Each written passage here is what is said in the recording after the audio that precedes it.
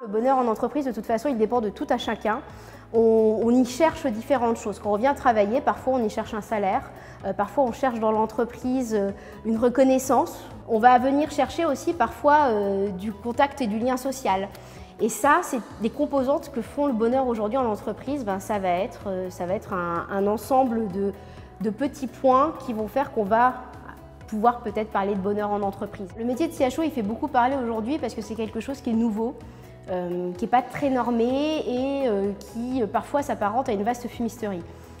Le rôle du CHO, on est bien clair, c'est d'être un chef d'orchestre et d'être garant d'une entreprise qui est en train de s'articuler autour peut-être de nouvelles valeurs. On est en train de s'intéresser de plus en plus à la notion de salarié, de la notion de compétences au sein de l'entreprise, et le CHO il va permettre de s'intéresser à l'ensemble des compétences et des profils et de faire en sorte de s'intéresser à la culture de l'entreprise et d'essayer de l'améliorer d'un point de vue absolument global.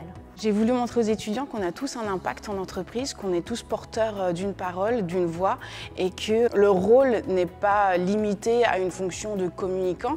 En tant que Chief Happiness Officer, responsable qualité due au travail, je suis amenée à rencontrer différents professionnels, à parler avec différents acteurs RH, à évoluer et à construire quelque chose, construire une marque employeur, une culture d'entreprise avec les salariés, avec les responsables ressources humaines, avec les managers.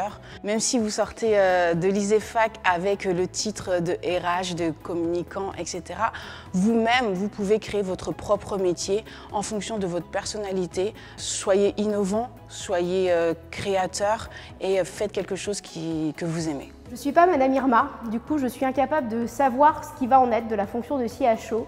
Finalement, j'ai tendance à penser qu'il faut que le CHO il disparaisse. Un peu comme cette notion du développement durable ou du digital.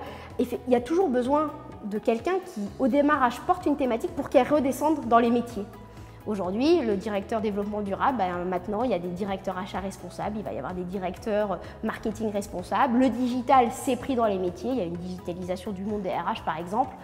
Et c'est un peu ça le CHO aujourd'hui, c'est-à-dire qu'il est la première empreinte d'un changement de la culture d'entreprise et derrière, il vise peut-être à disparaître parce que les autres se seront emparés de la thématique.